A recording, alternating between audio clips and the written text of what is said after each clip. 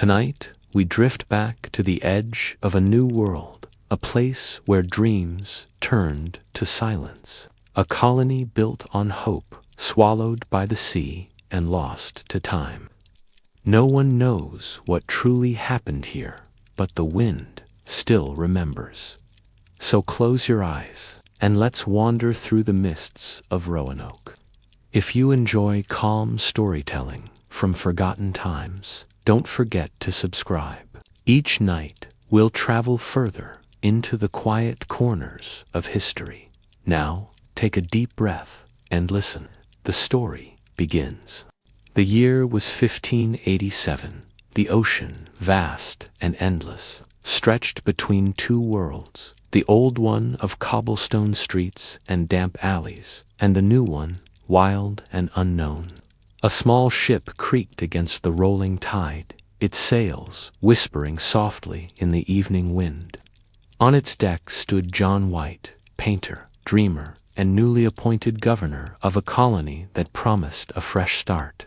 Behind him, families huddled close, watching the coastline of England fade into the fog. Ahead lay Roanoke, a place of strange trees, endless forests, and the promise of freedom.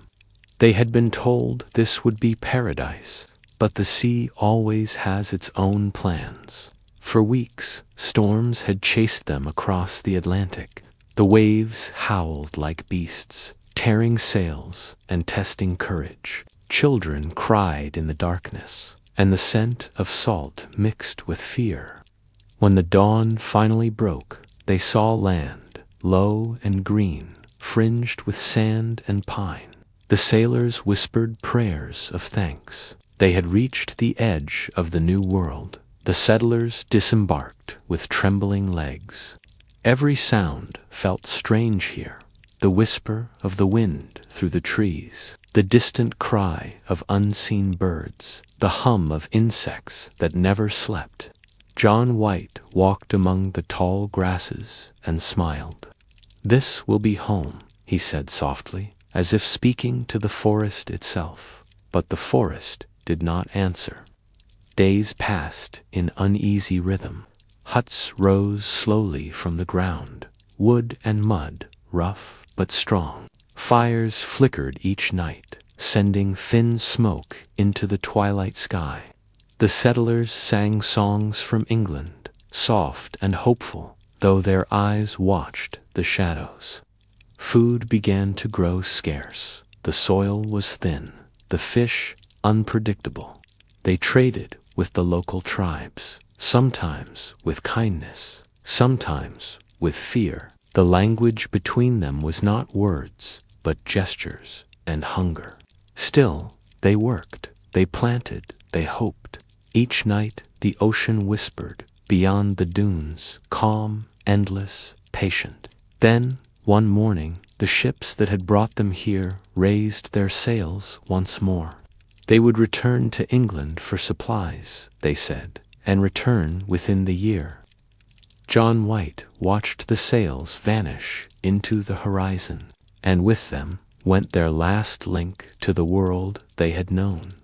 Months passed, the nights grew longer, the forest seemed closer.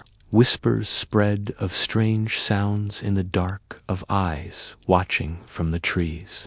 Sometimes, in the morning, footprints appeared by the waterline. Sometimes, voices were heard beyond the dunes, soft, like laughter carried by the wind. Still, they waited. Children played among the huts. Mothers wove baskets. Men repaired the roofs that leaked under summer rains. Life continued, quiet, uncertain, fragile. But the sea remained empty. No sails on the horizon. No news from home. And slowly, one by one, the fires began to fade earlier each night, until, one day, they were gone. The story of Roanoke begins not with the colony's disappearance, but with its silence, a silence that stretched over the years and across the sea. In London, John White finally returned with ships full of hope, but when he stepped onto the sand, he found only wind, and trees, and the letters carved into a post, Croton. The people had vanished. No struggle, no bones, no signs of death. Just emptiness. Only the waves whispered. And in that soft murmur, history began to fade into dream. The island waited, through sun and storm, through whispering winds and heavy rains. Roanoke sat quietly between the forest and the sea, a small patch of hope resting on the edge of an unknown world. No ships came, no letters arrived. Only the tide moved, creeping up the sand and slipping away again, as if the sea itself was breathing. The colony's huts still stood. The fires, though smaller, still burned, and the people, weary but determined, carried on their lives in slow rhythm, planting, mending, watching, waiting. Each dawn, the settlers would walk to the edge of the trees, looking for movement on the horizon. Sometimes they thought they saw sails, but it was only the light playing tricks through the mist. Children had grown since the landing. Their small footprints ran between the huts and the beach, laughter echoing softly in the warm air. They didn't remember England, only this island of sand and whispering pines. To them, Roanoke was the only world that had ever existed. At night, the grown men gathered around the fires. Their voices were low, their faces lined with worry. They spoke of dwindling food, of uneasy trade, of strange lights seen deep within the woods. The native tribes they once met no longer came to trade. The paths between their villages and the colony had grown over with weeds and silence. Sometimes, from a distance, the settlers saw shadows among the trees, watching, waiting, just as the island did. John White's daughter, Eleanor Dare, sat outside her hut each evening, her child sleeping in her arms. The girl's name was Virginia, the first English child born in the New World. Her soft breathing mingled with the sound of the waves. Eleanor would hum old songs from home, songs her mother once sang, and look out across the sea. Each note floated into the wind, carried far beyond the waves. Perhaps, she hoped, back to England. The seasons shifted. Summer gave way to long, restless nights. The rains came heavier, the forests darker. Sometimes the settlers could hear thunder rolling far away, not storms, but something deeper, like drums. The ocean grew colder, and with it, so did hope. Still, no ship appeared. The settlers began to mark the passing days on wooden posts, one notch for each sunrise. Soon, the posts were filled. They started a new one. In the quiet moments between chores, they told stories, not of England, but of the island itself. They spoke of spirits in the woods, of strange shapes seen near the river, of voices that called from the sea. The stories became comfort, then warning, then truth. Some began to believe the island was alive. When the wind moved through the trees, it sounded like whispers. When the waves crashed against the shore, they thought they heard names, faint, familiar names of those who had already vanished. A man named Thomas, one of the carpenters, vanished one night. He had gone to the edge of the woods to gather timber before dusk and never returned. They searched until sunrise, finding only his axe lying clean in the grass. The others built a small wooden cross where it was found, and from that night on, no one went near the woods alone. The colony's council met, debating what to do. Some argued they should move inland, find safer ground, closer to friendly tribes. Others insisted they should stay. The ships would return any day now. But every dawn came and went, and the sea remained empty. One morning, Eleanor saw a shape on the horizon, white, glinting in the light. She ran to the shore, calling out, waving her hands. Others followed, but as the shape drew closer, they realized it was no ship. It was a broken mast, drifting aimlessly, the ghost of some other voyage, long lost to the waves. The crowd grew quiet. One by one, they turned back toward the huts. Eleanor stood alone for a long while, watching the mast until it sank beneath the tide. That night, the fires burned low. The sea breeze carried the scent of salt and wood smoke through the camp. The settlers spoke less. They simply sat together, listening to the trees, to the wind, to the sound of their own breathing. Even the children were quieter now. Yet, in the heart of the night, a soft light glowed from the edge of the forest, a steady, golden flicker, like a lantern. A voice called out, distant but clear. It spoke in a tongue none of them recognized. Some said it was the natives, coming in peace. Others said it was a warning, but no one went to see. The light faded slowly, swallowed by the dark. Days turned into weeks, weeks into months. The colony learned to live in waiting, half in hope, half in silence. The earth gave them food when it could, rain gave them water, and the island, patient, unchanging, kept them in its quiet embrace. When winter came, the trees lost their color, and frost painted the sand. The sea grew restless, waves taller, the wind colder. Each night, Eleanor wrapped Virginia tightly in blankets and whispered stories of warmth and sunlight.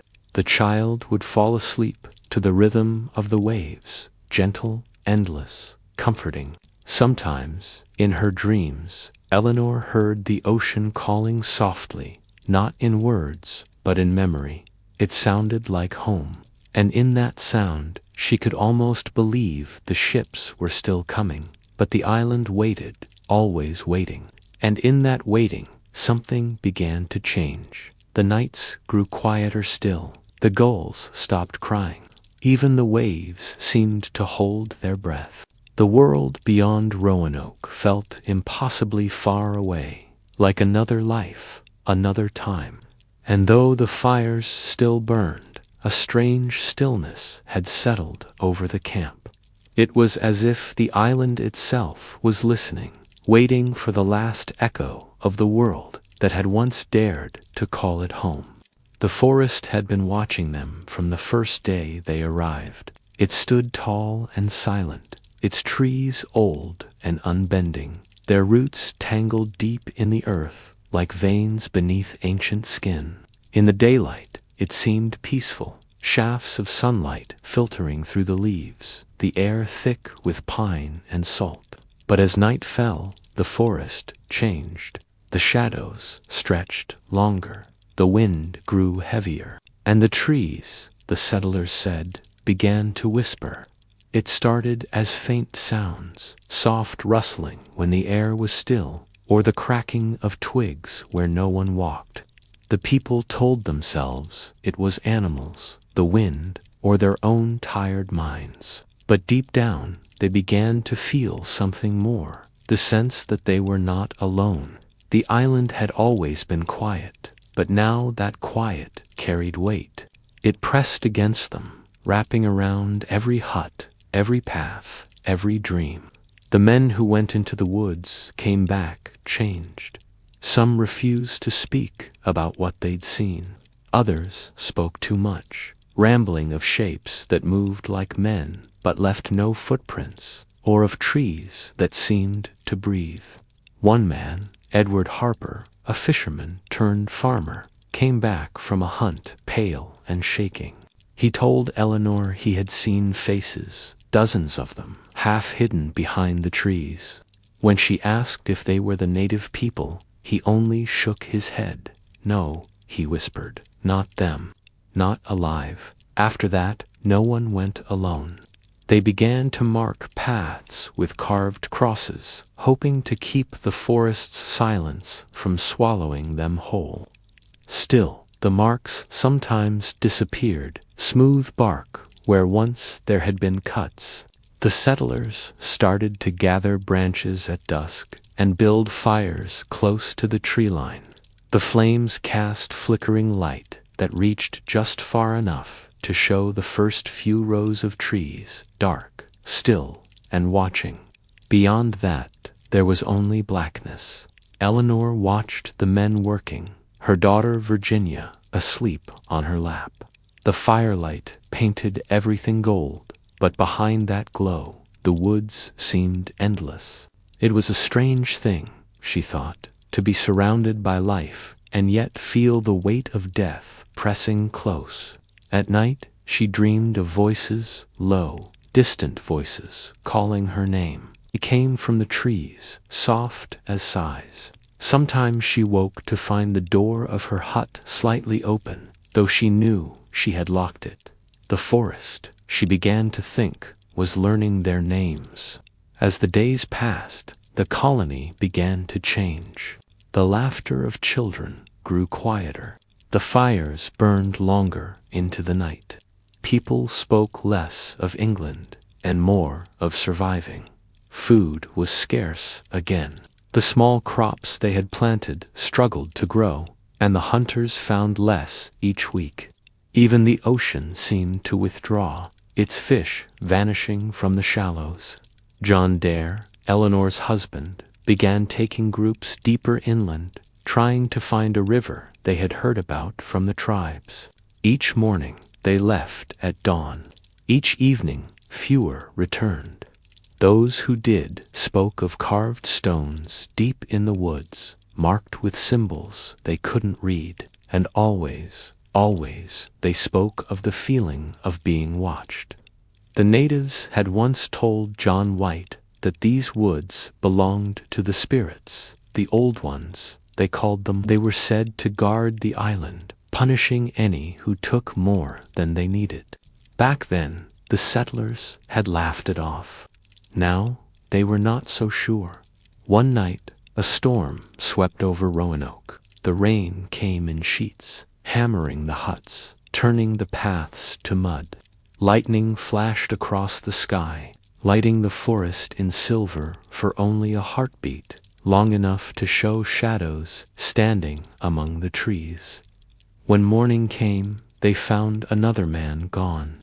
Only footprints remained his, and something else beside them. The second set were deep, round, and heavy, as though something huge had been walking beside him.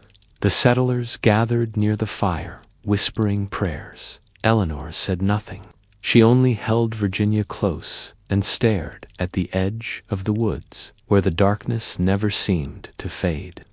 Days later, while gathering herbs, Eleanor found something half buried in the earth, a small carving made from bone. It was shaped like a bird, a raven. Its eyes had been hollowed out, and strange marks ran along its wings. When she showed it to the others, some crossed themselves, others turned away. They buried it beneath a stone, but the next morning it was gone. That night they heard the sound again, the low, deep cry of a bird echoing from the trees.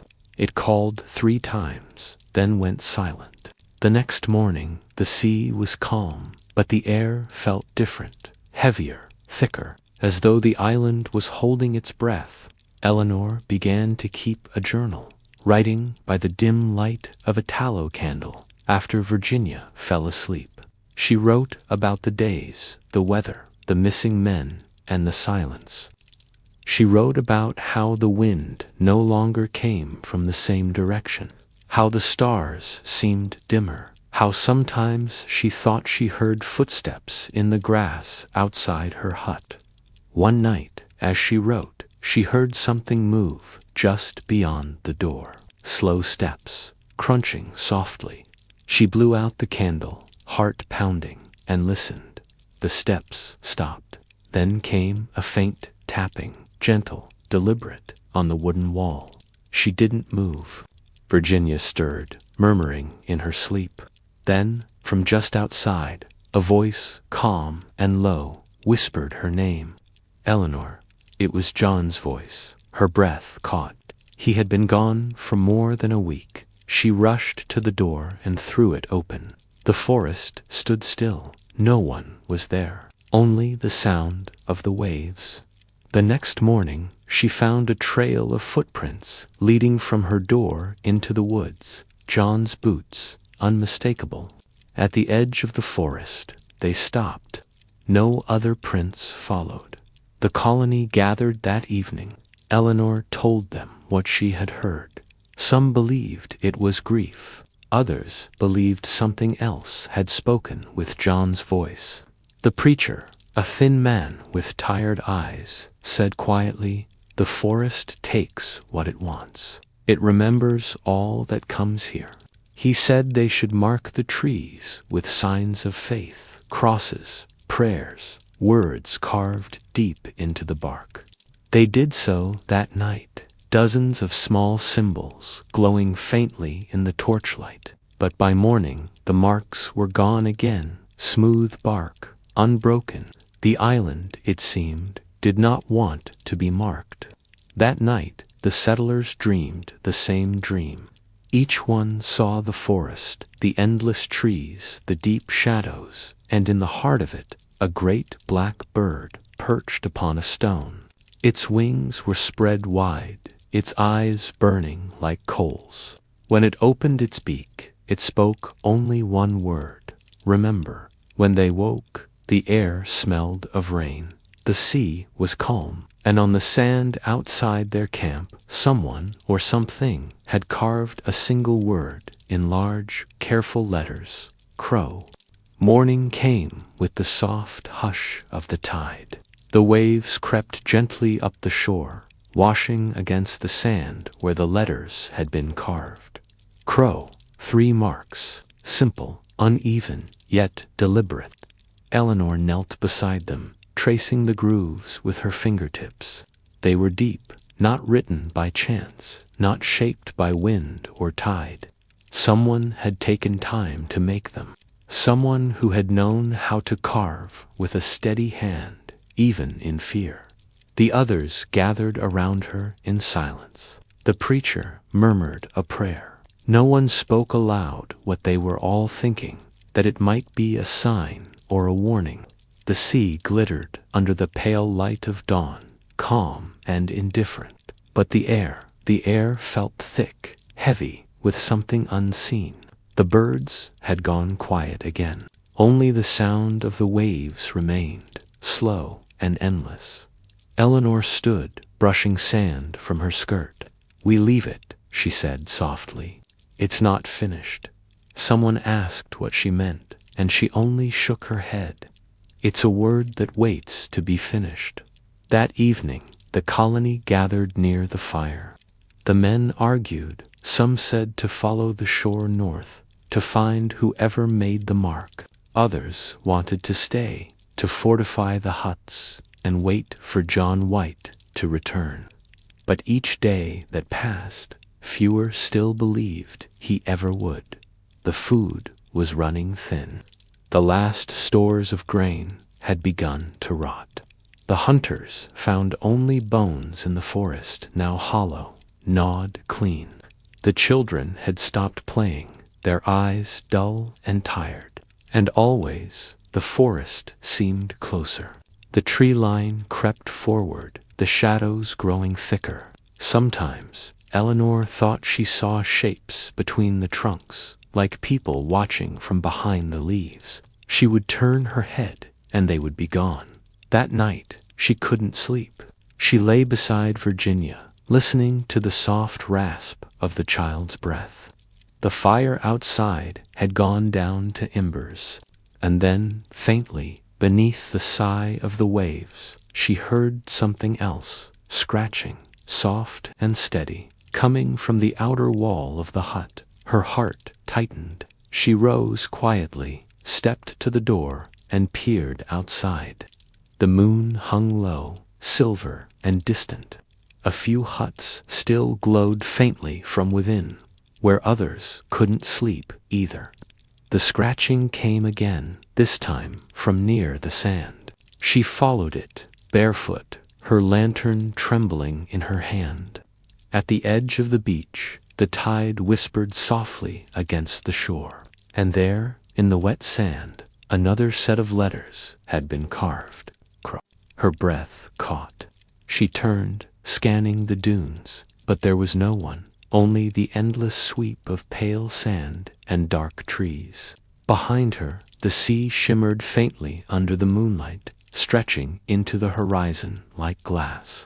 Something about the letters, the way they were shaped, precise and careful, reminded her of John's handwriting. She knelt, tracing the new marks. The sand was still damp.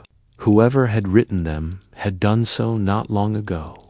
For the first time in weeks, Eleanor felt something other than fear. She felt hope. The next morning, she gathered the others. The men examined the letters, muttering, measuring with sticks, arguing about their meaning. Some thought it was the beginning of a message, a direction, maybe, or a sign from those who'd gone missing. Others whispered that it was the forest's trick.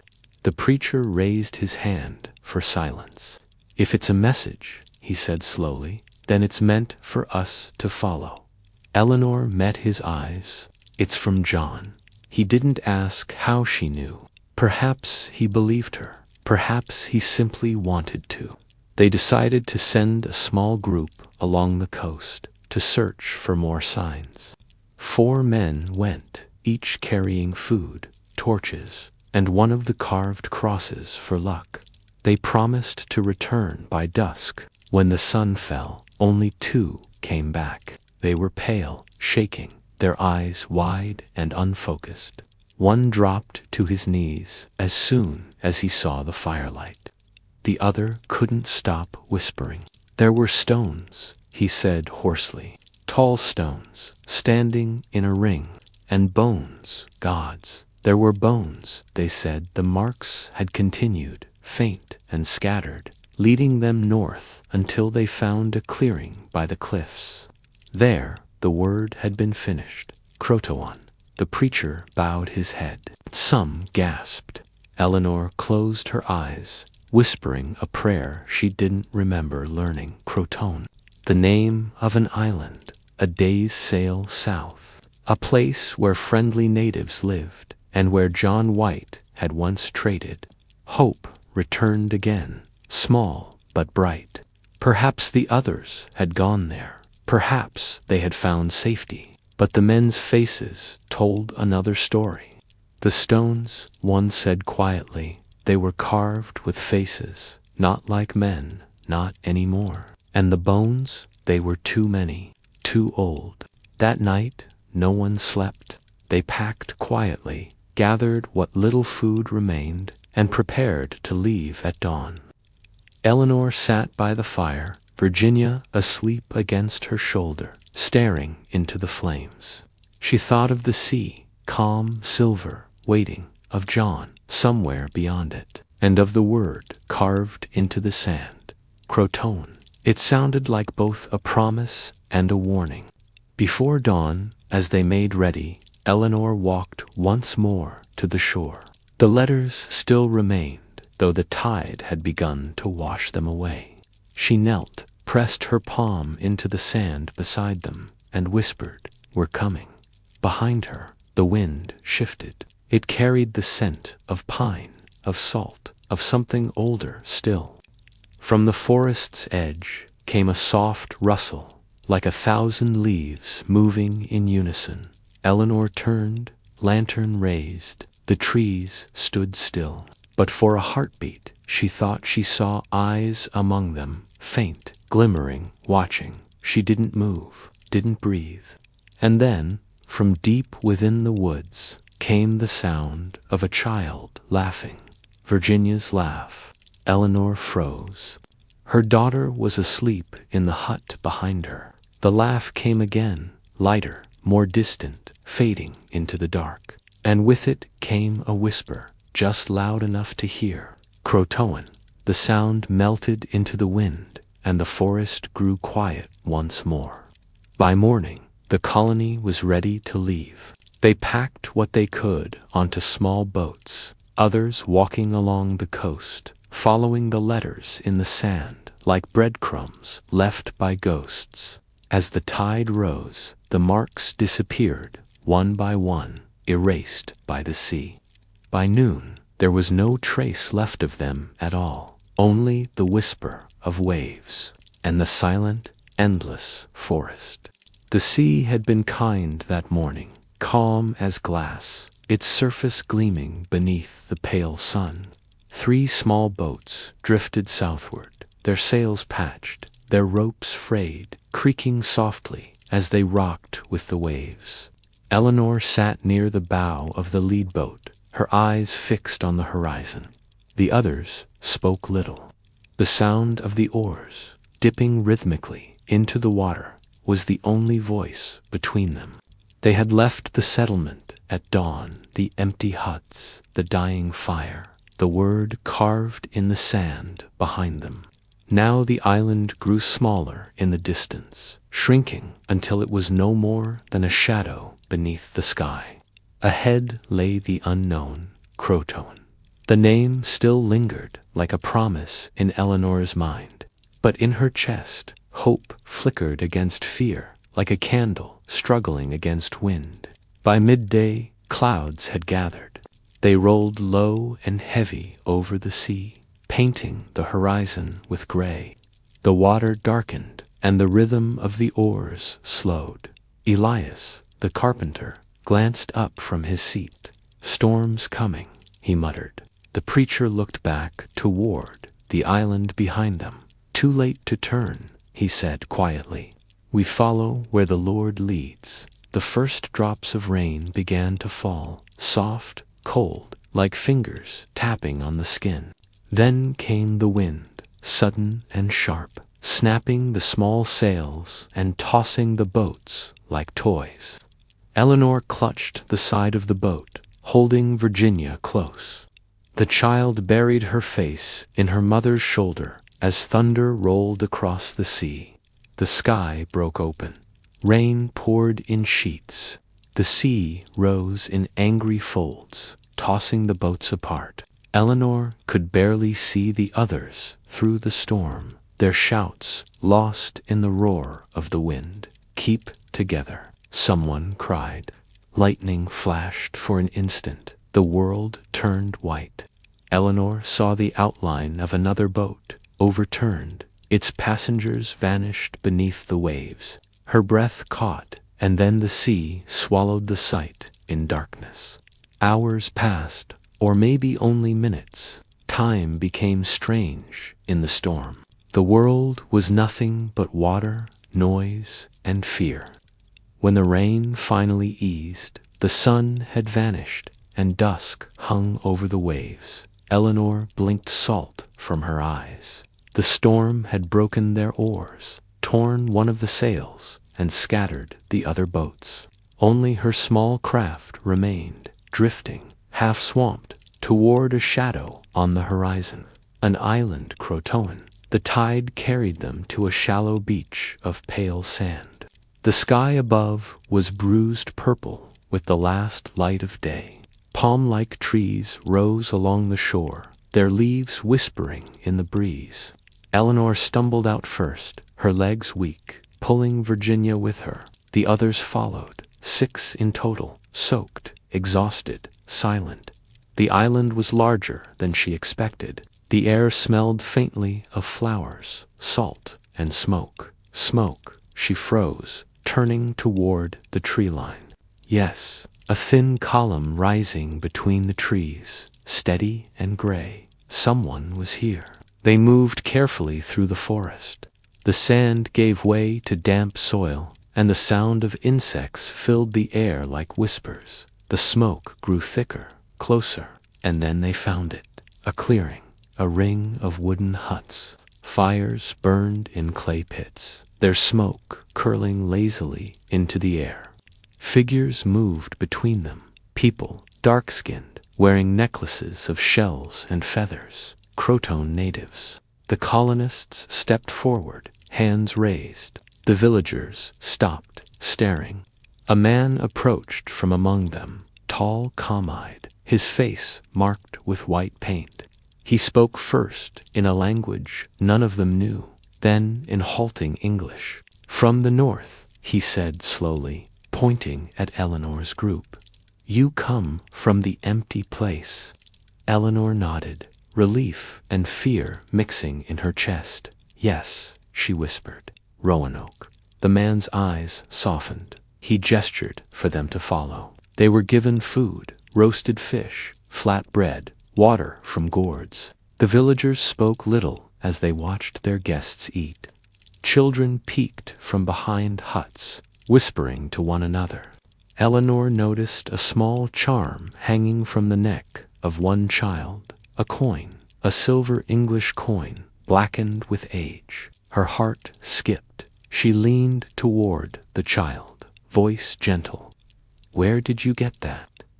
The child pointed toward the forest and said a single word. Others, the man who had met them, the Croton leader, watched her closely.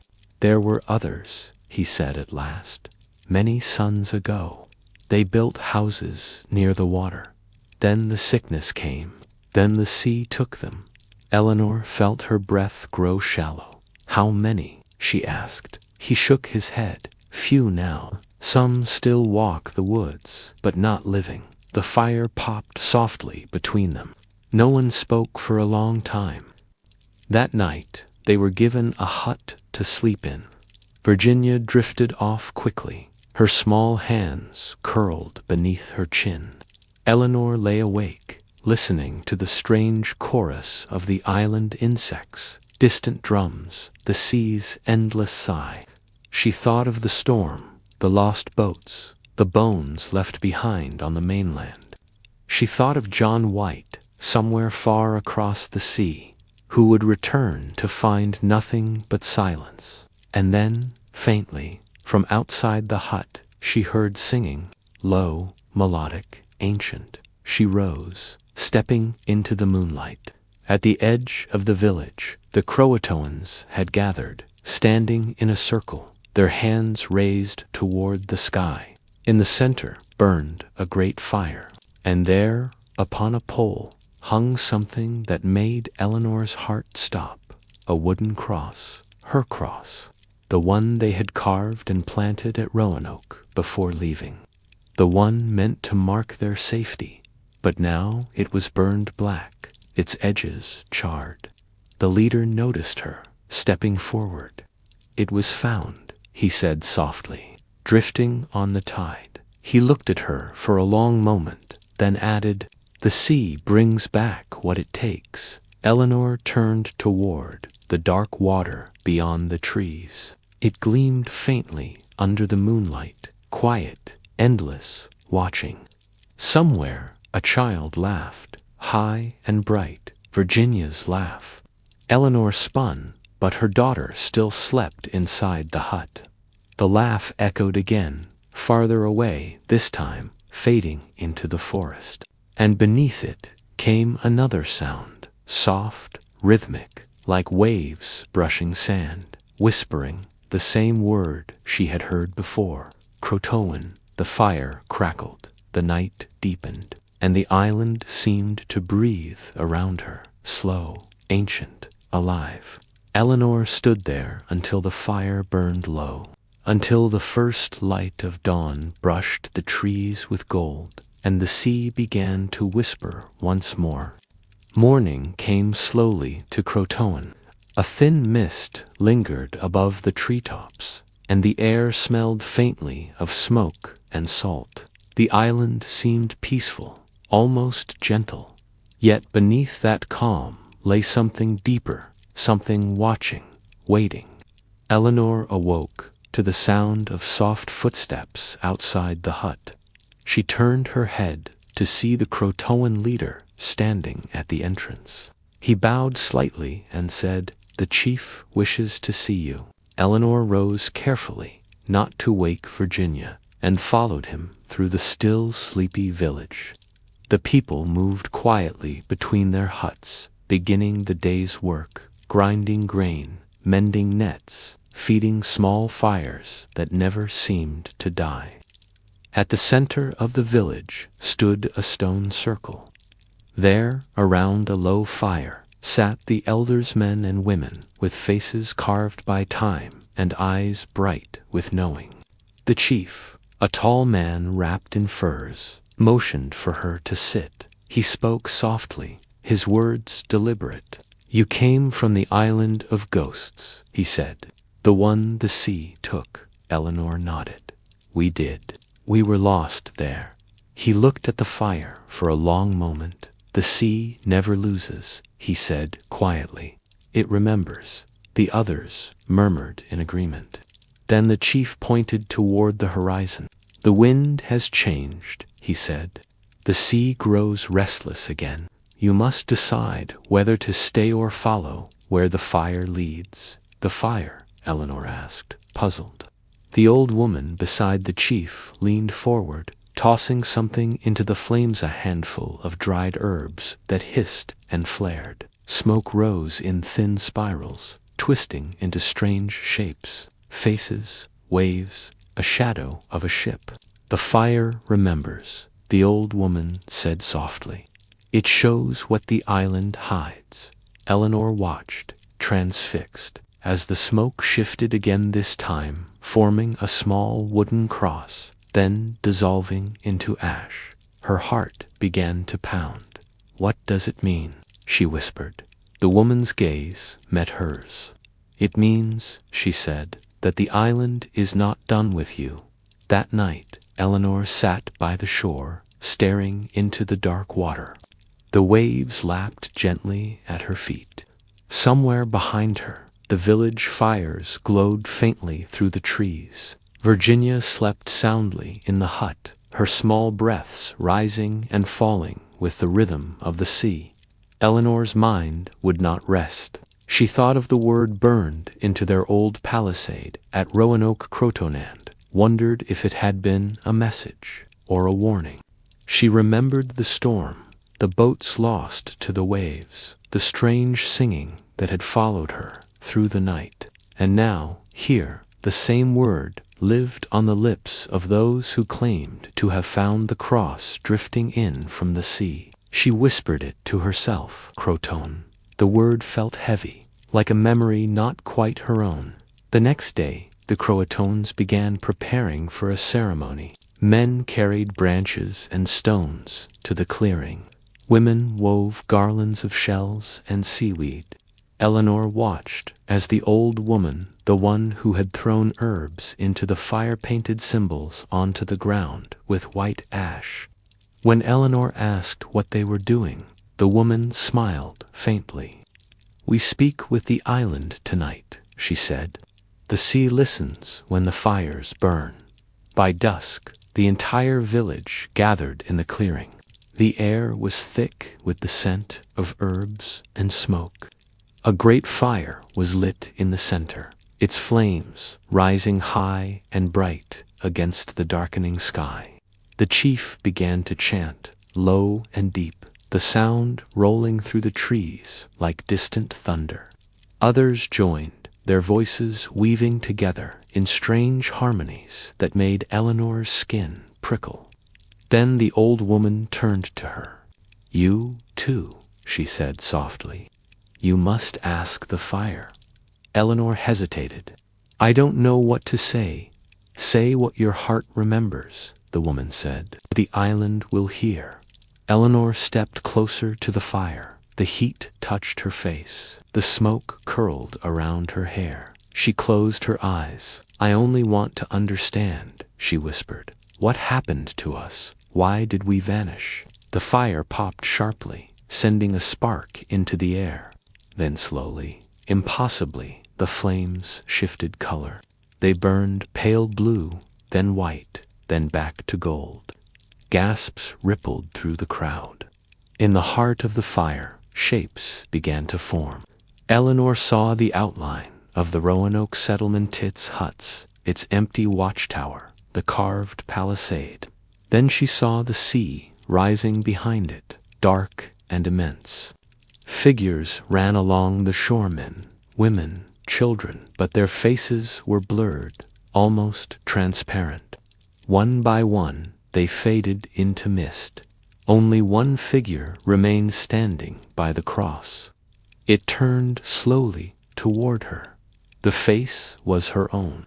Eleanor stumbled back, her heart pounding. The image dissolved into sparks, and the fire returned to its normal hue. The chief's voice broke the silence. "The fire shows truth," he said softly. "But truth and dream are the same on this island." Eleanor's knees weakened. She sank to the ground. "What does it mean?" she whispered. The old woman placed a hand on her shoulder. "You are part of the island now," she said. "You were never meant to leave." That night, Eleanor dreamed. She was walking through the woods, but the trees moved like waves. The sky above her shimmered as though made of water. Voices drifted from every direction, soft, familiar. She recognized them, the colonists calling her name. Ahead, a light flickered, the same blue-white flame from the ceremony. She followed it to a clearing. There, standing beside the fire, was a man, John White, her father. He smiled sadly. "You were never lost, my child," he said, "only remembered by something older than the sea." She reached for him, but her hand passed through like smoke. The fire flared once more, blinding her, and she woke with a cry. Outside, dawn was breaking. Mist clung to the trees. The fires had burned low. The Croatoans moved quietly through the village, their faces solemn. Eleanor sat by the doorway of the hut, holding Virginia close. Her heart was heavy, but her fear had changed. It no longer felt like terror, only understanding. The island had not cursed them, it had claimed them. As the sun rose over Crotone, the mist lifted, and for a brief, shimmering moment, she thought she saw shapes in the distant shadows, walking along the beach, their outlines fading into light. And among them, one paused and turned. A woman holding a child, just like her. The vision lingered only for a heartbeat before vanishing into the dawn. But the sea whispered softly against the shore, carrying the same word it always had. The days after the fire ritual passed like ripples on still water, quiet, steady, but never quite still. Eleanor began to notice small changes in the village. The Croatoans moved more cautiously now, whispering among themselves as they glanced toward the forest. Children no longer played near the tree line. Even the dogs barked at shadows that weren't there. The old woman, who had guided Eleanor during the ceremony, called it the waking of the woods. When the island listens, she said, the trees remember too. Eleanor didn't understand, not fully, but she could feel it. The forest was alive, not in the way all forests were, with birds and rustling leaves, but with something unseen, something old. Sometimes, at night, when the wind fell silent, she heard a sound, like the echo of footsteps, far off, yet close enough to feel. They came from the same direction every time, the deep woods beyond the northern ridge, and once, just before dawn, she thought she saw a figure there, tall, still, and cloaked in shadows. On the third day, a hunting party returned early. Their faces were pale. One of them carried a bundle wrapped in animal skin. When they laid it down before the chief, Eleanor saw that it wasn't an animal at all. It was a mask, carved roughly from wood, shaped like a human face, with holes for eyes that seemed far too deep. The chief touched it and whispered a word that made the villagers draw back in fear. "Wendigo," Eleanor asked what it meant. The old woman answered quietly, "It means the hunger that walks." She explained that long before the Croatoans, other people had lived on this island, tribes that vanished without a trace. Some said they were taken by the sea. Others said they turned into something else, something that fed not on food, but on memory and warmth. Eleanor shivered. The island was filled with stories, but this one felt different. It felt near. That night, the forest called again. Eleanor awoke to the faint sound of singing, low, human, but distant. It drifted through the trees like smoke, curling around her ears, drawing her toward the door. Virginia was still asleep beside her, peaceful and safe. Eleanor hesitated, then wrapped herself in a fur cloak and stepped outside. The moon hung pale and thin over the island. Mist clung to the ground like breath. She followed the sound through the village, past the dying fires, past the row of huts, until she reached the edge of the forest. The singing stopped. For a moment, everything was utterly silent. Not even the sea dared move. Then she saw it. Between two trees, barely visible, stood the same tall figure she had seen before.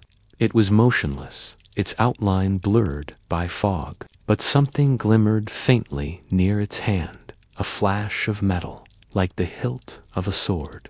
"Who's there?" she whispered. The figure didn't move. She took a step closer, then another. The air grew cold, colder than before, as though she had stepped through a wall of frost. The smell of the forest changed from pine and salt to something sharp and sweet, like burning oil. When she was only a few paces away, the figure turned. Its face was pale and human, almost, but the eyes were black, hollow, like pits of ash.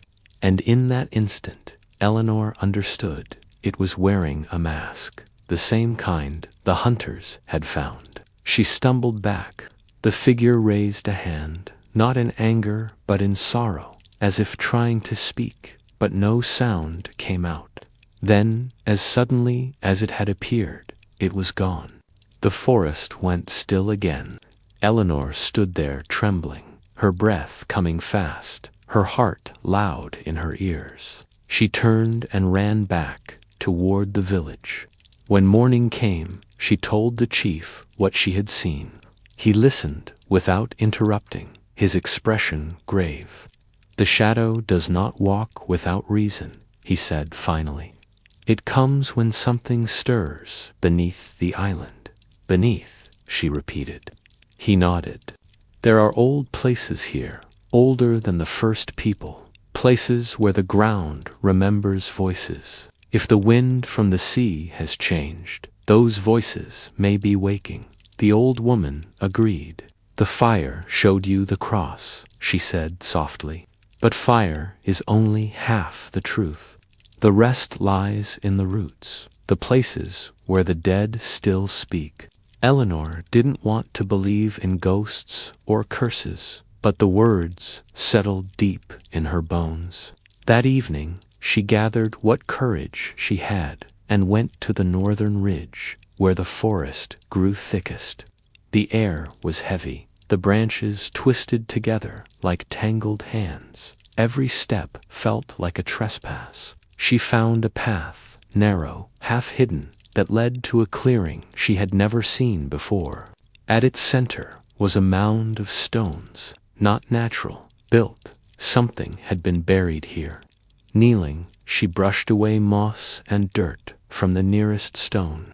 Carved faintly into its surface was a shape she recognized, a cross. Her breath caught. It was the same kind the colonists had used to mark their homes, the same cross from the Fire's vision. For a moment, she just knelt there, her hand on the stone, her heart full of both wonder and dread. Then she heard it, that same soft singing, closer this time, coming from within the mound itself. The earth beneath her seemed to hum. She stood, backing away slowly. But before she could move far, the ground shifted. A crack opened between the stones, and from it, a faint glow rose blue and trembling. It wasn't fire. It was light, cold, ghostly, and alive. The song grew louder, turning into whispers she could almost understand. Home, see, remember. Eleanor stumbled back, clutching her cloak. The voices faded, the light dimmed, and the forest fell silent once more.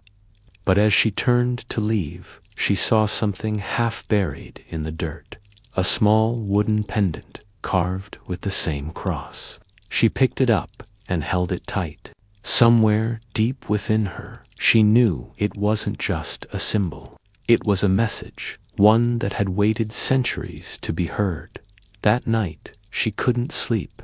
Every time she closed her eyes, she saw the mound again, the cracks, the light, the voices. And somewhere beyond that, she saw the shadow with the mask, watching from the trees. But now, she wasn't sure it meant her harm. Maybe it was trying to show her something. Maybe the ghosts of Roanoke were not lost at all.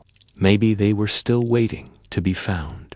Morning came soft and pale, the mist rolling across Roanoke like breath from the sea. Eleanor had not slept. The wooden pendant still rested in her hand, warm from her touch, though it had been buried for centuries. When she stepped outside, the village was stirring, quiet, uneasy. Smoke from cooking fires hung low in the air. The Croatoan chief stood by the edge of the clearing, speaking with the old woman in hushed tones. Both turned when they saw her. "You went north," the old woman said, "didn't you?" Eleanor nodded slowly.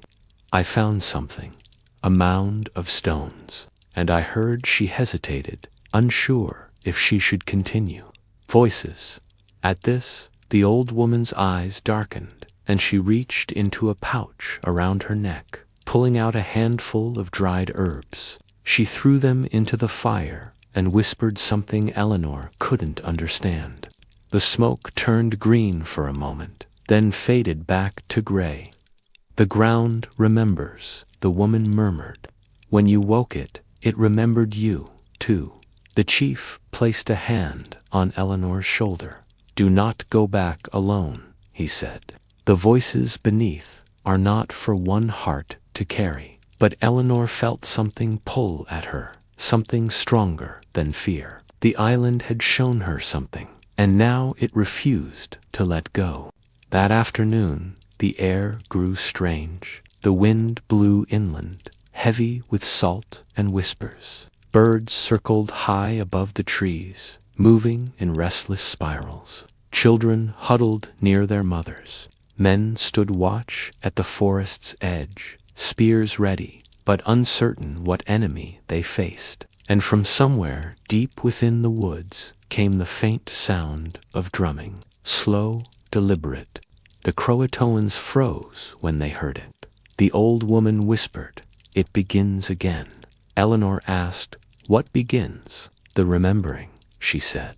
"Every 100 summers the island breathes, and what was buried tries to rise." As night approached, the firelight painted long shadows across the village. Eleanor sat alone near the sea, her daughter Virginia asleep in her arms. The waves shimmered faintly beneath the moon, calm and unknowing. She looked out at the horizon and whispered, "John White, if you ever come back for us, will you find only ghosts?" A faint breeze brushed against her cheek, and for a moment she thought she heard his voice answer, soft, like the sea itself, "Remember." She held Virginia closer and closed her eyes, the sound of the waves mingling with her heartbeat. When she opened them again, she saw the figure. It stood at the edge of the forest, half in moonlight, half in shadow. The same tall presence, the same mask, but this time the glow beneath it was unmistakable. Blue light, faint, like embers buried in snow. Eleanor rose, careful not to wake her child, and walked toward it. The figure didn't move, only turned slightly, as though beckoning her to follow. She hesitated, then whispered to the night, "Show me." The figure led her into the forest. The drumming grew louder now, not frightening, but rhythmic, almost calming. It felt like walking through time itself. The trees swayed with the sound, the leaves whispering secrets too old to name. They reached the mound again. This time, the stones were already glowing faintly, lines of light pulsing between them like veins. The figure stopped before it and bowed its head. Eleanor stepped closer, her pendant glowing softly in her palm. "What do you want me to see?" she whispered. The figure raised its hand and touched the mound. The stones shifted, revealing a narrow opening just wide enough for her to slip through. A breath of cold air escaped, carrying the faint scent of earth and something older. Eleanor hesitated only a moment before kneeling and crawling inside. The tunnel sloped downward, carved from stone and roots. Faint blue light glowed from cracks along the walls. Every sound, her breath, her heartbeat, the whisper of her cloak, echoed endlessly. She reached a small chamber beneath the mound. There, lying in perfect stillness, were objects, tools, pottery, a rusted blade, fragments of woven cloth. But at the chamber's center stood something else, a tall wooden post, carved with the same cross symbol, wrapped in strands of silver metal that shimmered faintly. At its base lay bones, human, small, carefully arranged, and resting atop them was another mask. It was smoother than the one she'd seen before, carved with care, its surface marked with patterns she didn't recognize. When she reached toward it, the air grew cold again, but instead of fear, she felt calm, as though the island itself was breathing beside her. Then she heard the voices again. This time, they were clearer. Eleanor, her name spoken by many all at once. Eleanor Dare. She turned slowly, her heart pounding. The walls of the chamber seemed to shimmer, and for a moment she saw shapes forming within them. Men and women, faces pale and kind, dressed in old English clothes. They looked tired, peaceful, and one by one they smiled. Among them she saw a man with bright eyes and a trimmed beard. He raised his hand. "John," she whispered. But before she could move closer, the chamber began to tremble. The light flared brighter, and the figures faded. "Remember," the voices said again, all at once. "Do not let us be forgotten." Eleanor clutched the pendant, tears stinging her eyes. "I won't," she said softly. "I promise." When she crawled back out of the mound, the forest was silent. The figure was gone. Only the moon remained, pale and still above the trees. She stood there for a long time, the pendant heavy in her hand. Then she turned toward the village and froze. The fires were out. The huts stood dark and empty. No laughter, no voices, no sound at all. The Croatoans were gone. She walked through the silent clearing, calling names that no one answered. It was as though the entire village had simply vanished, leaving behind only footprints and the faint smell of smoke. When she reached her own hut, she found Virginia's blanket lying near the doorway, but no sign of her daughter. Eleanor fell to her knees, the world spinning. The silence pressed in like water, thick and endless. Somewhere, far off, she thought she heard the sea again, gentle, patient, eternal. And through that sound came the faintest whisper, familiar and kind. "You will not be forgotten." The next morning, the island was still, the sky gray, the waves quiet, the forest holding its breath. And on a single stone near the mound, someone or something had carved one word, Croatoan. The sea was gray that morning, gray like smoke, gray like the eyes of the old woman who once warned her. The island remembers. Eleanor stood at the edge of the shore, barefoot in the cold surf. The waves slid across her feet and drew back, as if trying to erase her from the sand itself. Behind her, the village was empty. Not a single fire burned, not a single voice remained, only the silence. It was not the silence of peace. It was the silence of something that had already said too much. The pendant in her hand had stopped glowing. Its light had gone still, like the rest of the island. Eleanor whispered, "Virginia," hoping the sea might carry the name to wherever her daughter had gone. But the sea gave no answer. For hours she walked along the beach, past driftwood and broken baskets, past the marks of small feet that led nowhere. Each footprint was shallow, fading. It was as if the earth itself wanted to take them back. Farther down the coast, she found a torn sail tangled in seaweed, the mark of an English ship, long rotted by salt and wind. Its wood was bleached white, smooth as bone. She touched it gently. "John," she whispered, "did you come back? Did you find us?" Only the gulls replied, their distant cries melting into the wind.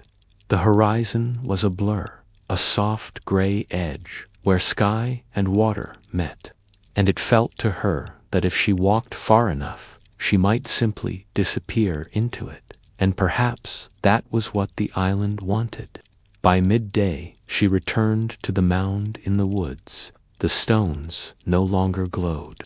The air was cool and heavy, smelling faintly of earth and rain. She stood before the mound and spoke softly, as if to someone just beyond hearing. "I saw them, the ones who came before. You showed me their faces." The forest said nothing.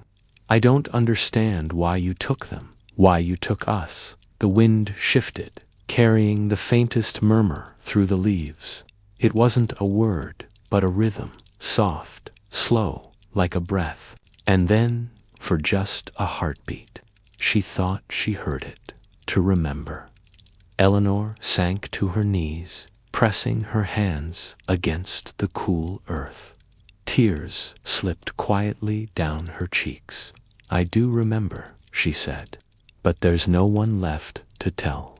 The forest whispered again, the sound of branches brushing one another, of unseen water trickling beneath the soil. It was not comfort, it was simply truth. That night, she built a small fire near the beach. She gathered what she could, dried grass, driftwood, the last of her food. She sat beside the flames, her face pale in their flickering light, and began to speak aloud.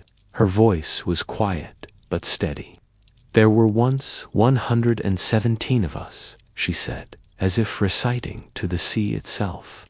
"We came to build something lasting, homes, farms, a place for our children." The waves rolled closer, as though listening. "We worked the soil, mended our sails, waited for ships that never came." She smiled faintly, a sad, tired smile. "We believed England would remember." The fire cracked softly, a single ember rising and vanishing into the night. When the storms came, when the sickness spread, when the food was gone. Still, we hoped, because we had to. Because hope is what keeps the dark from swallowing us whole. She paused, her eyes distant, reflecting the pale shimmer of the sea. And when the island began to whisper, we listened. The tide came in slow, washing the fire's edge. Eleanor didn't move. "I've seen your faces," she said, "to no one and to everyone. All of you who vanished before me, and all who will come after. I'll tell your story, even if no one hears." She took the wooden pendant from around her neck and held it out toward the horizon. "Let this be your memory," she said. "Let it stay when I'm gone." Then she dropped it into the waves. It sank without a ripple. The next morning, the island was cloaked in fog, a thick white silence that seemed to hum from within itself. Eleanor woke near the ashes of her fire, the world dim and shapeless around her. She stood slowly, brushing the sand from her hands. Something in the air felt different, as though the island was holding its breath. Then she saw them, shapes in the mist, not men, not quite, figures made of light and shadow, standing motionless among the trees. They were not threatening, they simply were. She stepped forward, her voice a whisper. "Are you the ones who came before us?" The shapes did not answer, but one taller than the rest raised its arm and pointed toward the sea. Eleanor followed its gesture. Out there, just beyond the fog, a faint shape moved upon the water, the outline of a ship, its sails barely visible in the gray. The sight stole her breath. "John," she whispered. The ship glided silently, like a dream across the mist, until it began to fade again, its edges dissolving into the light. Eleanor ran to the water's edge, her feet splashing in the surf. "Wait," she cried. "I'm here. We're still here." But the sea swallowed her voice. The ship was gone. When she turned back, the figures in the forest had vanished too. By evening, the fog lifted. The island stood quiet, soft, beneath the golden sky. Eleanor sat alone on the shore, her hair tangled with salt, her eyes tired but calm. She whispered, "Maybe we were never meant to be found." The waves touched her feet gently, as though answering her, and in that sound, that endless, soothing rhythm, she heard it again. The hum of lives lived and lost, the sigh of trees that remembered, the faint song of names carried by wind and tide. It was not loneliness, it was memory. Eleanor closed her eyes. The sun sank lower, the sea turned silver, and the world began to fade into its own kind of sleep. For a moment, she thought she heard a child's laughter, Virginia's voice, light as air, echoing just beyond the dunes. And then only the sea remained. Days later, a storm rolled across the coast. When it cleared, the island looked different. The huts had fallen, the trails had vanished beneath sand and roots. The island had begun to take everything back. Only one thing remained, a single carved stone near the beach, worn smooth by time. On it, faint but still visible, was the mark of a cross and 3 letters, EDA. No one ever knew what they meant. No one ever found her. But sometimes, when the wind is right, and the sea is calm, and the night is long, it's said you can still hear her voice beneath the waves, whispering softly to anyone willing to listen. "Remember us." The waves had swallowed everything, yet the island remained. Days passed, or maybe weeks. Time no longer behaved as it once did. Eleanor wandered through what was left of Roanoke, as though through the pages of a half-remembered dream. The once lively paths were now softened by moss. The wood of the cabins had grown gray. Their roofs bowed under the patient weight of vines. It was as if the earth itself had chosen to protect what remained by quietly covering it. The sea had come closer. Each tide reached farther than the last, pulling at the edge of the land, whispering its old and endless claim. All things return. Eleanor would sit for hours near the shore, watching the horizon breathe in silver and blue. She no longer feared it. The fear had drained away like the footprints that vanished underwater. She only listened now to the rhythm, the quiet power of the world that had existed long before her and would continue long after. The island, the sea, the wind, they were all parts of one long, slow story, and she was simply a small whisper within it. At night, the stars returned in their slow procession. They shimmered faintly through a thin veil of clouds, their reflections trembling across the surface of the sea. Eleanor would lie back against the sand, her hair damp with salt, and stare upward until the constellations blurred into one endless glow. She would imagine that each star was a memory, not hers, but the island's.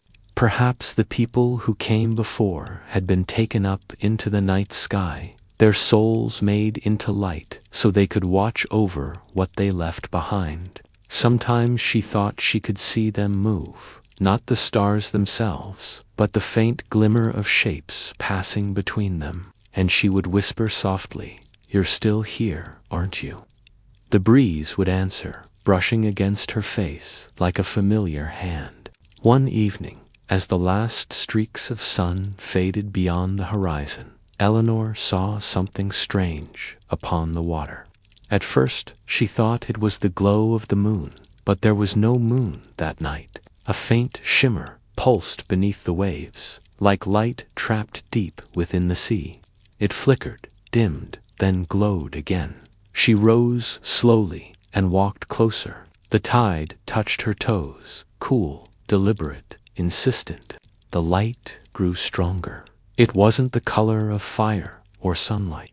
It was softer, a pale, silvery white, like the reflection of a dream. And then she saw it, something moving beneath the water. Shapes again, but these did not frighten her. They drifted just below the surface, like figures made of mist and memory. She saw faces, faint, serene, familiar. Virginia, John White, the others. All of them, walking together through the sea, as though it were a path back home. Eleanor reached out her hand. The water felt warmer than before, almost like breath. "Are you calling me?" she whispered. The light swirled gently, forming ripples that shimmered toward the horizon. It didn't pull her, didn't command her. It simply waited, patient, ancient, kind. She stood there for a long time, her heart steady, her mind clear. And she understood something then, not through words, but through the quiet certainty that comes when the world finally stops speaking and simply is. The island was not a curse. It had never been. It was a memory made solid, a place where the lost were not gone, only folded into the fabric of the earth and sea. That night, the air changed. The sea grew calm, almost unnaturally still. The sound of the waves softened into something like a heartbeat. Eleanor returned to the mound, the old gathering place, where the forest met the shore. She sat beside it and closed her eyes. "I've seen what you wanted me to see," she whispered. "I understand now." A wind drifted through the trees, carrying with it the faintest scent of smoke and rain. Somewhere far away, thunder rolled, not angry, but tired, like an old spirit sighing in relief. Eleanor smiled faintly. She felt warmth move through her, not from the fire or the air, but from within, a quiet certainty that she was no longer alone. At dawn, the fog rolled in again, soft and white. The sea was invisible, the horizon swallowed whole. And through that pale mist came a sound, a voice, faint but unmistakable. Eleanor, she turned toward it. It was familiar, the voice of a man she had not heard in years. "John," no answer came, but she could feel him close, watching. She walked forward until her feet met the water again. The waves rose to meet her gently, curling around her ankles, then her knees. Each step she took grew lighter, as if the sea itself was holding her up. The mist thickened. The world faded. And then, just as the tide touched her waist, she stopped. She looked back once at the island, the trees, the faint outline of the village. There was no sorrow in her gaze, only peace.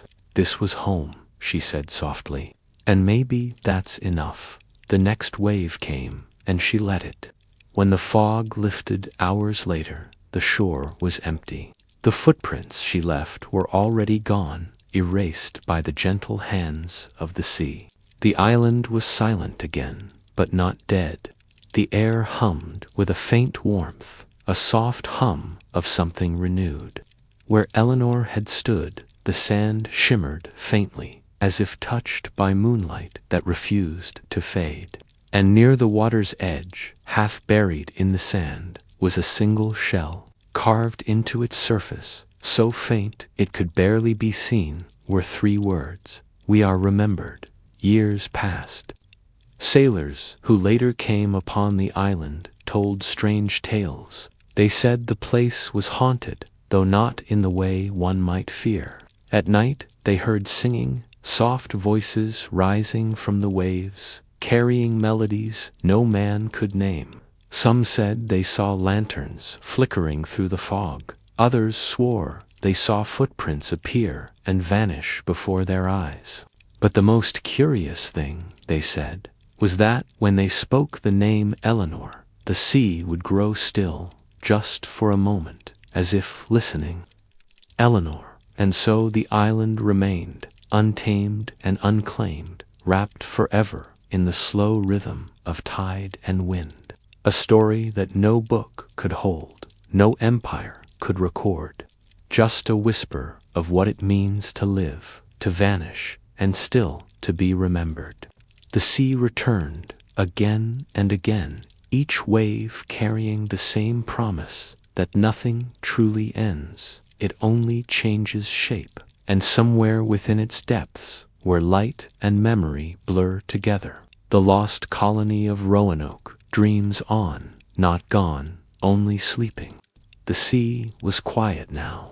After Eleanor vanished, the island fell into a long, gentle silence. Not the silence of emptiness, but something deeper. It was the sound of memory breathing. Days became seasons. The tide carried away what remained of the old colony. Bits of wood, fragments of cloth, a cup made of pewter that shone faintly beneath the sun. But beneath the sand, something began to stir.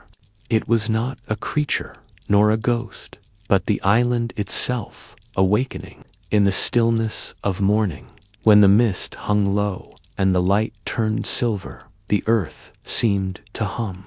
Not loud, not clear, but steady, a low vibration that drifted through the roots of the trees and into the stones by the shore.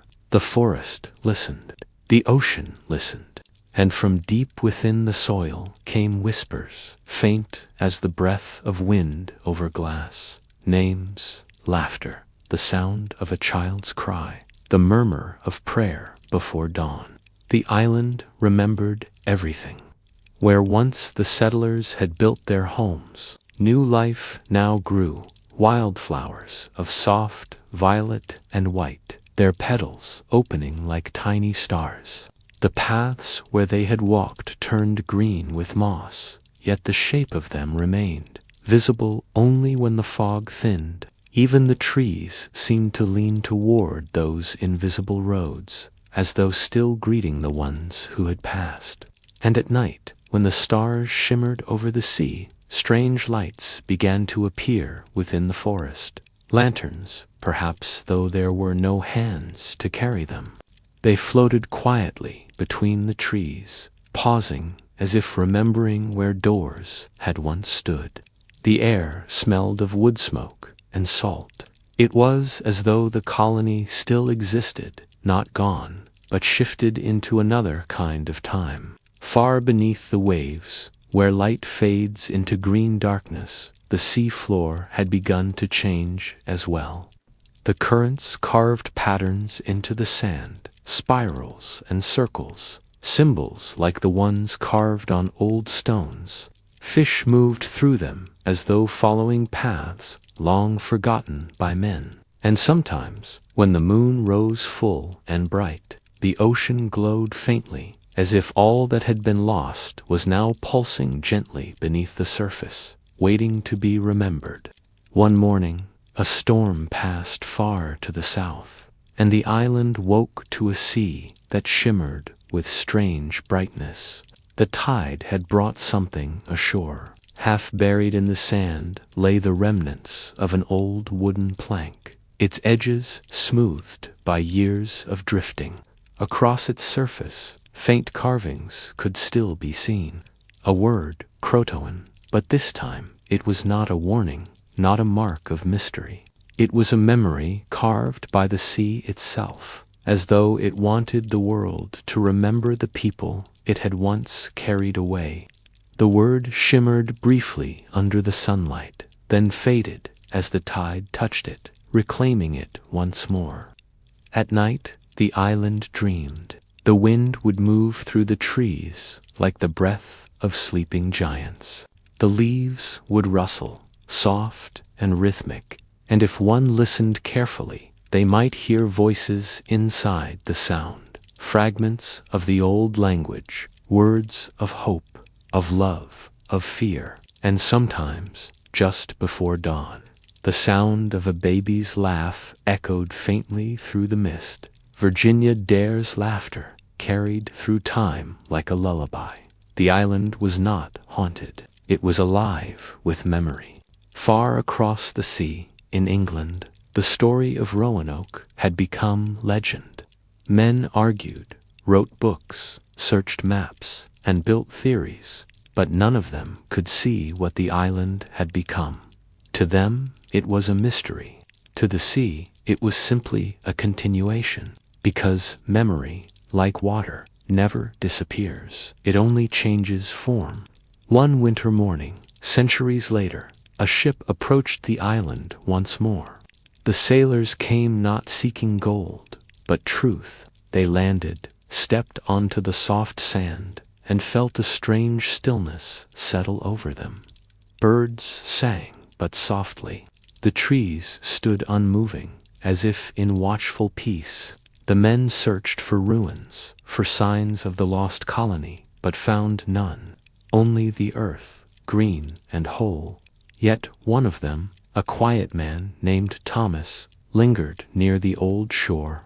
He knelt, touched the sand, and felt warmth, as though the ground remembered being walked upon. He looked out at the water and thought he saw something beneath the surface, faint lights moving like the reflection of candles. He blinked, and they were gone. Still, the feeling remained that he was not alone, that the island was watching. That night, the crew made camp. As the wind settled, they heard something, faint music, drifting across the dunes.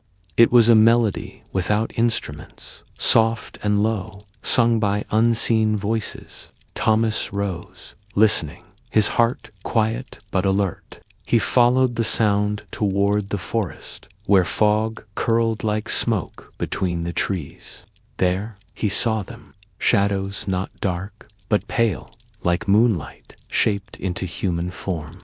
Men, women, children, moving silently through the mist. They passed between the trees, their feet leaving no mark. One paused near him, a woman with long hair, wearing a dress that shimmered faintly as though made of air. Her eyes were kind. He did not speak, neither did she. But for a moment he felt a deep calm settle inside him, as though the world itself had stopped to breathe. And then she was gone. The fog thinned. The forest fell silent. Thomas returned to the shore and said nothing to the others. But before leaving the next day, he knelt once more on the sand and whispered, "I hope you're at peace." The wind stirred, carrying his words across the waves. Somewhere in the distance, a faint voice seemed to answer, not in words, but in a tone of pure calm, like the hush between waves. When the ship finally sailed away, the island remained quiet, glimmering under a pale morning sky. Its shoreline gleamed as though lit from within, and deep beneath the waves, the memory of all that had come before continued to flow, slow and endless. The sea breathed, the island listened, and time, as always, folded gently over itself, not erasing, but remembering. Because every place that has held life holds its echo forever. And in the quiet between tides, the island of Roanoke still whispers to the sea, "We are remembered." The island had begun to sleep, not in the way people do, nor in the way animals curl beneath the shade, but in a deeper, older way. It was the kind of slumber only the earth understands, a stillness that hums beneath roots and tides, soft and endless, like breath stretched across centuries. The air had grown warm again. Spring had arrived, and with it a quiet rhythm moved through the island, the tide's heartbeat, the song of wind through tall grass, the sound of distant waves turning pebbles into smooth gray stones. At the center of it all, the island dreamed. In the dream, the colony had never vanished. Children still played near the water's edge, their laughter echoing across the dunes. Men still repaired fishing nets beneath the wooden frames of half-built huts. Women gathered herbs near the forest, humming songs carried across the sea from England long ago.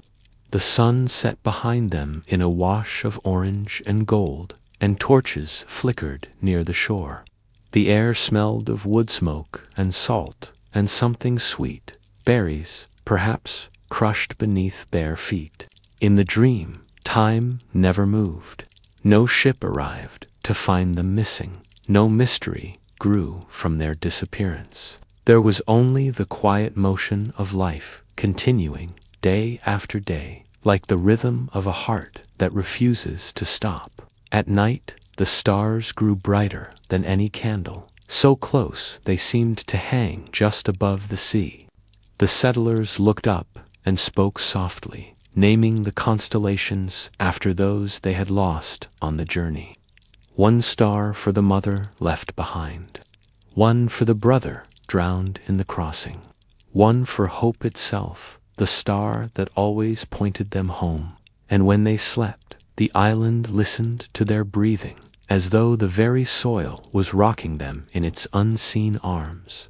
In the morning, everything shimmered faintly, as if dew had become light itself. But outside the dream, in the slow turning of centuries, the island changed.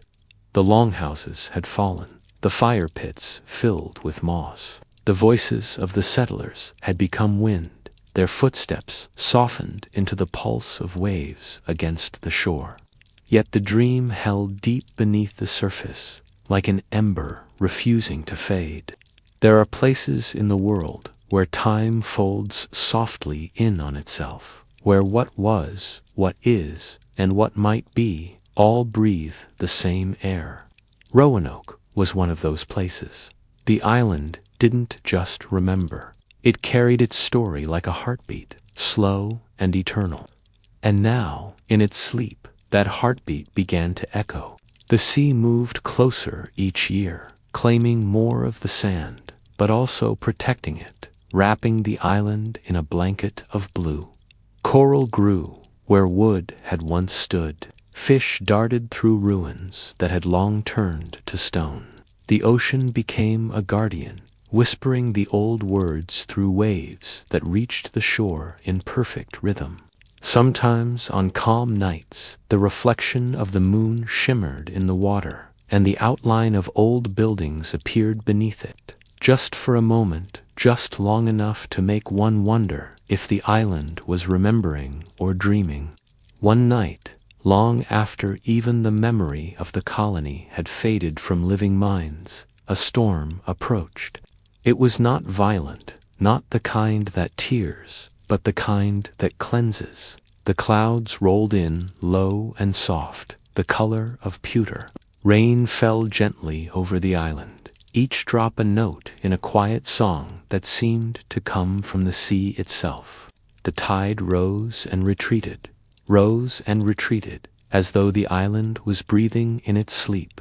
And then, for the first time in centuries, a light appeared. It came from the heart of the forest, faint at first, like the glow of a candle trapped beneath glass, then another and another, until the trees shimmered with hundreds of tiny lights, not fire, not flame, but memory itself, blooming in the shape of lanterns.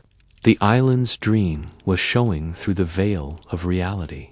If one could have walked among those lights that night, they might have seen shapes, men sitting near invisible fires, women weaving invisible cloth, a child chasing the reflection of stars in puddles left by the rain.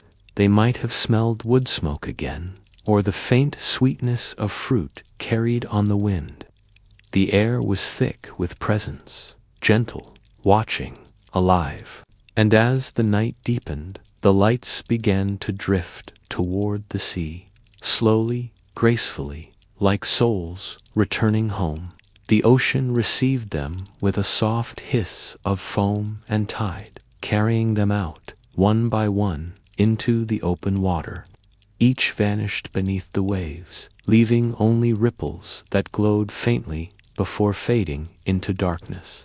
By dawn, the island was still again, but something had changed. The sea was calmer, the sky clearer, and for the first time in 1,000 years, the horizon shone with a kind of peace that only comes after something long unfinished finds its rest. The island had released its memory, not forgotten, but freed. Now it slept truly, deeply, like a great heart finally slowing its beat. The forest exhaled, the waves softened, and the air felt new. If you were to stand there, on that shore, you might not see anything extraordinary, just sea and sky and sand. But if you closed your eyes and listened, you would hear it. That faint pulse beneath the waves, that whisper in the trees, that soft sigh that sounds like the sea drawing breath. That is the sound of a story that never really ends. The settlers of Roanoke had not vanished. They had become part of the island's dream. They had become its heartbeat, its whisper, its memory. And in that endless sleep, they had found what they sought most, a home beyond time, beyond fear, beyond the reach of history. Even now, when ships pass the island at night, sailors sometimes hear it, a low hum beneath the wind, a melody too soft to be song, too familiar to be silence. They say it sounds like the ocean remembering a name. They say it sounds like peace, and perhaps it is, because some stories, once told, never fade. They simply rest beneath the waves, breathing in rhythm with the world that remembers them. The sea had always been watching, long before ships came, before wooden crosses marked the sand, before human voices whispered names into the wind. It was there, silent, vast, patient, like an ancient god that had forgotten its own name. Now, as dawn crept gently across the horizon, the ocean began to stir. Its waves shimmered with a faint, silvery glow, a light that didn't come from the sun, but from memory itself. The island still slept, blanketed in fog, but beneath that stillness, something began to speak, not in words, not even in sound. It spoke in rhythm, the slow pulse of tide against stone, the exhale of foam curling round the shore, the deep sigh that comes when the world remembers something too long forgotten. The voice of the sea was not a voice you could hear. It was one you felt, a vibration in the bones, a thrum behind the heart. And if you were quiet enough, if you breathed in tune with the waves, you might have understood it. It spoke of the beginning of when the first settlers came, their eyes bright with hope and fear, of the laughter that had once filled the air, of the storm that had come too soon. It spoke of longing, the kind that builds in a person's chest when they're too far from home, the kind that makes every sunrise feel both beautiful and cruel. And it spoke of mercy, the kind found only in forgetting. Beneath the waves, the world was alive. Coral gardens shimmered like stained glass cathedrals. and schools of silver fish drifted through ancient doorways, now covered in moss. Each ruin, each stone, held a fragment of story, a child's toy carved from driftwood, a pewter cup, its edge worn smooth by time, a tiny iron nail, once part of a home that no longer existed. These things were quiet now, but the sea remembered. The voice moved through them like wind through hollow bone, carrying the essence of all that once was, not to mourn, but to preserve.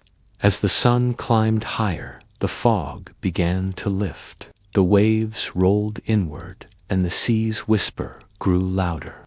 It reached the forest, brushing through the reeds and whispering over the stones. It touched the remnants of the old village, the faint impressions in the ground where huts had once stood, the hollow circles where fires had burned, and for the first time in ages, the island listened back.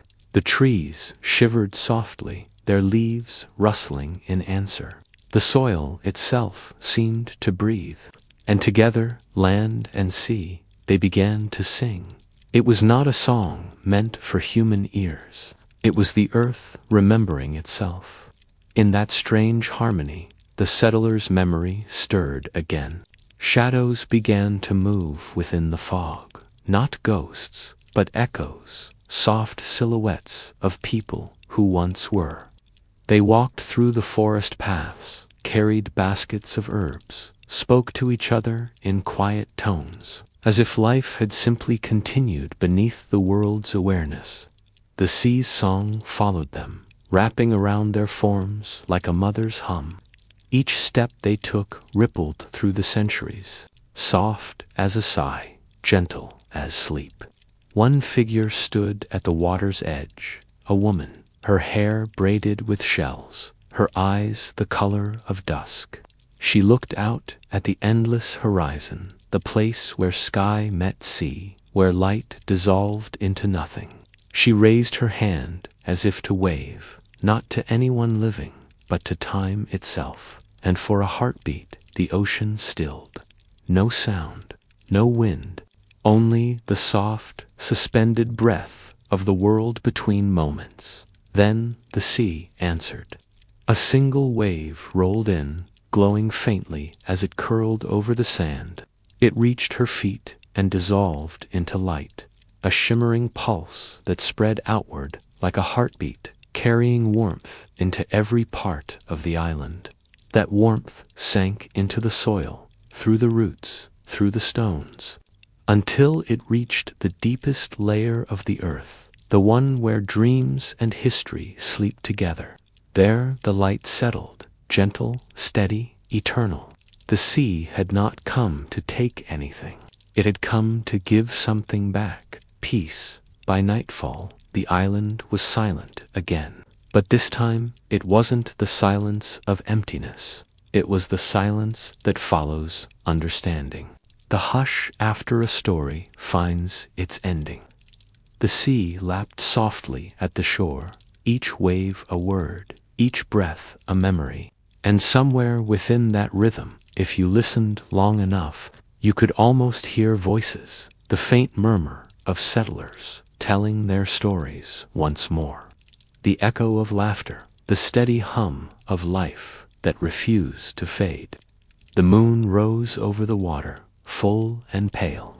Its light spilled across the sand like a blanket of silver, and for a fleeting moment the island glowed, alive with quiet magic. The voice of the sea whispered once more, its tone softer now, more distant. Rest. The waves slowed, the tide sighed, the stars blinked awake above, and just like that, the story folded itself into the night, ready to be dreamed again by those who listened closely enough to hear it. Even now, travelers say that when they sail near that island on calm nights, they can feel something beneath the water, a low hum, steady and peaceful. It isn't fear, it isn't sadness, it's remembrance. The sea is still singing, and if you let the rhythm carry you, If you close your eyes and breathe in time with the tide, you'll hear it too, the gentle voice of history, telling its story just for you, softly, as you drift into sleep. The night after the sea's voice faded, a calm, unlike any before, settled across the island. It was as though the very air had exhaled. The waves, gentle as silk, brushed against the sand with a rhythmic patience, a sound older than memory itself. The moon drifted high above, cloaked in a veil of thin silver mist, and every leaf, every blade of grass glowed faintly beneath its light. Nothing stirred, nothing called. The island was waiting.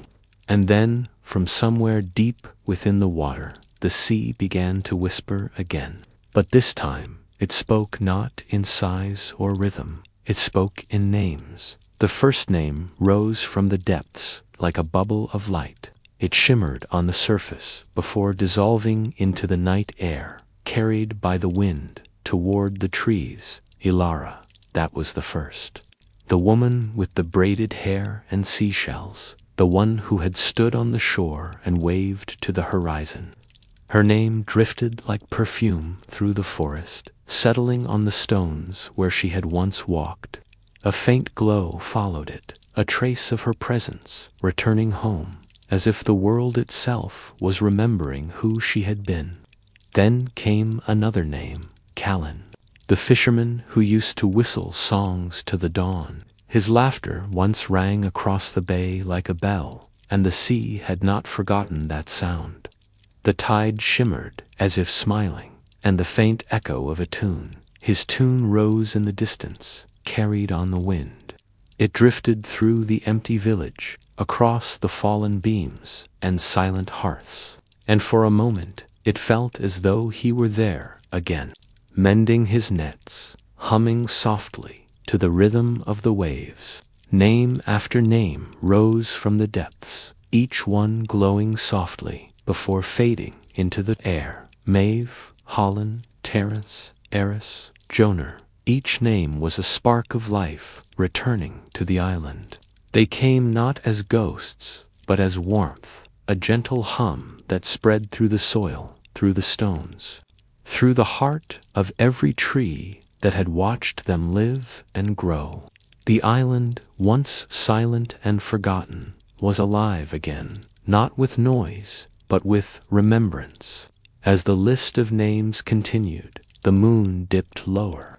Its reflection quivered in the water like a silver flame. And then, slowly, a final name rose, one the sea had kept hidden longer than the rest. Aran, the first to step onto the island, the first to dream of building a home here, the one who never left, even when the storms came. His name lingered longer than the others, not eager to fade.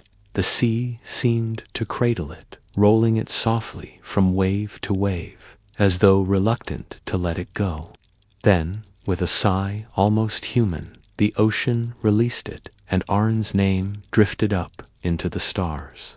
In that moment, the air shimmered, the stars above brightened, as if hearing their own names whispered back to them, and the entire sky seemed to breathe. The constellations shifted slightly, realigning themselves, returning to the way they had been centuries ago, when those settlers still walked the earth. For the first time in 100 years, the island was remembered, not by map nor by word, but by the universe itself. The sea grew calm again. The waves no longer carried names. Their work was done.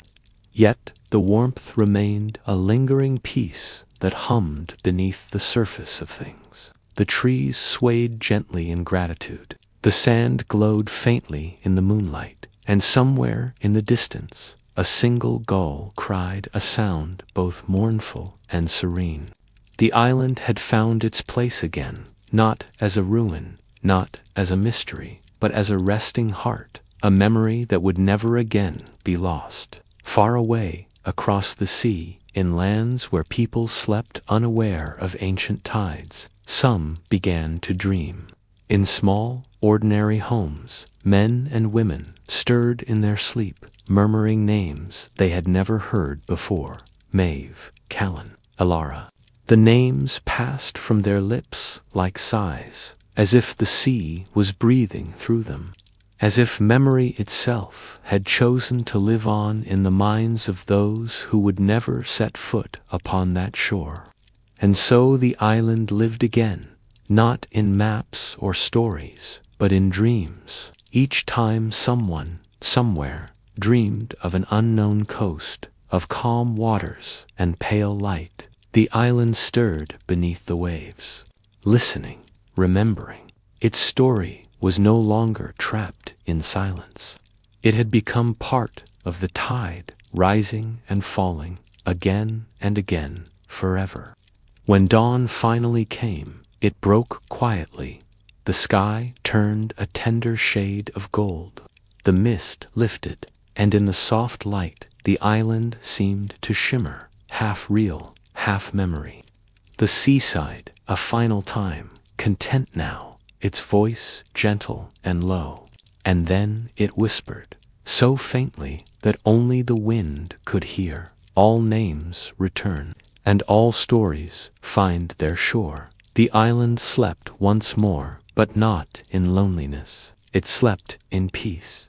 And if you listen to the sea tonight, beneath the waves and wind, you might hear it too, that faint hum, that whispered list of names, each one a promise that nothing truly fades, that even in silence, history continues to breathe. The night was ending. The long silence of the island stretched toward the horizon, where a faint shimmer, not yet sunlight, not quite shadow, began to bloom. It was the color of memory, pale gold, fading into silver blue, the kind of light that does not wake you, but invites you to keep dreaming. The sea breathed softly, as though it too were tired. Each wave rolled with the rhythm of a heartbeat, ancient, steady, eternal. For centuries it had guarded the island, holding its stories deep within its chest. But now, at last, it seemed ready to let them go. Far beneath the calm surface, the coral shimmered like the veins of an old map. Tiny fish drifted through the ruins of what had once been homes. Stone steps, worn by time, led to nothing but sand. And yet, in the soft light that filtered through the water, it almost looked as if the people who once lived here might return at any moment, walking slowly through the doorway of the sea. Above, the dawn deepened. The horizon brightened in thin strokes of rose and gold, painting the waves in colors no painter could truly capture. It was the kind of beauty that lived only in moments, seen once, and then gone forever. On the highest hill of the island, a single oak tree stood. Its roots clung to the rock like fingers. Its branches reached toward the fading stars. Here, the wind always came first.